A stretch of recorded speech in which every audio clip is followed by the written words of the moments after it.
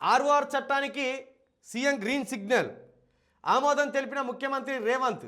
Cabinet ఆమోదం 1-2 రోజుల్లో అసెంబ్లీకి బిల్లు రూపంలో ప్రవేశపెట్టనున్న మంత్రి పొంగులేటి. 3 గంటల పాటు సీఎం సమీక్ష. ఈ అంశాలు ఈ ఆర్ఓఆర్ చట్టం వల్ల ఈ అంశాలు తీరుతాయి అంటాను. మరి ఏ పార్టీ అంశాలు తీరితే చూడాలి. కానీ ఇన్ని రకాల సమస్యలు అయితే ఉన్నాయట. ఈ కొత్త ఆర్ఓఆర్ చట్టం ద్వారా ఈ సమస్యలు తీరితే కనుక ప్రజలకు లాభం చేకూర్చేదే ఇది.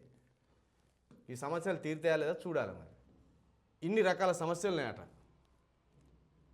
కారణం విస్తీర్ణం ఎకరాల్లో.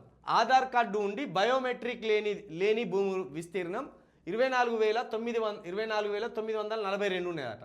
ఆధార్ తప్పుల వల్ల నష్టపోయిన రైతులు 29,712 మంది ఉన్నారట. ఆధార్ ఇవ్వనిది 2,59,115 మంది ఉన్నారు. 515 మంది ఉన్నారట. ఆధార్ కార్డు లేకుండా 28,392 మంది ఉన్నారట. విస్తీర్ణం తక్కువ ఎక్కువ. పట్టాలనేమో 4 ఎకరాలు ఉండి సాగు మీద 5 ఎకరాలు ఉన్నాయనుకో, అట్లా సమస్య.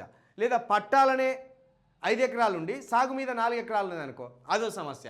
అలాంటి భూములు 49,328 ఎకరాలు ఉన్నాయట. ఇనాం కింద సెటిల్ కాంది ఇనాం భూములు అంటారు కదా, నిజాం ఇనాంకి ఇచ్చినాయి అని అంటారు కదా, ఆ భూములు ఈ 14,000 ఎకరాలు ఉన్నాయట. ఇక భూదాన్ ల్యాండ్ ఇదో 2,000 ఎకరాలు ఉన్నాయట. ఎండోమెంట్ ఇదొక 15,000 ఎకరాలు ఉన్నాయట.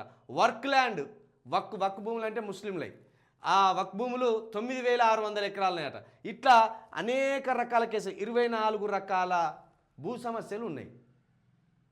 24 రకాల భూ సమస్యలు ఉన్నాయి. మరి ఇవన్నీ ఇప్పుడు ఈ కొత్త ఆర్ఓఆర్ చట్టంతో ప్రభుత్వం పరిష్కరిస్తే బాగుంటుంది. సివిల్ కోర్టులో ఉన్నాయి విరాసిత్ వివాదాలు, ఎల్టీఆర్ కేసులు, పీఓటీ కేసులు, రెవెన్యూ కోర్టుల కేసులు, సాదా బైనామా కేసులు, సోల్డ్ అవుట్ కేసులు, నాలా కంప్లీట్ సర్వే నెంబర్లు, ఇట్లా full survey number acquired numbers అయినాయి. ఇట్లా అనేకమైన సమస్యలు ఉన్నాయి. మరి ఈ కొత్త ఆర్ఓఆర్ చట్టం ద్వారా ప్రభుత్వం నిజంగా వీటిని పరిష్కరించే ప్రయత్నం ఏమైనా చేస్తుందా చేయదా అనేది కూడా చూడాలి. మరి ఒకవేళ చేస్తే కనుక ఇది ప్రజలకు అక్కడికి వచ్చేది, రైతులకు అక్కడికి వచ్చేది.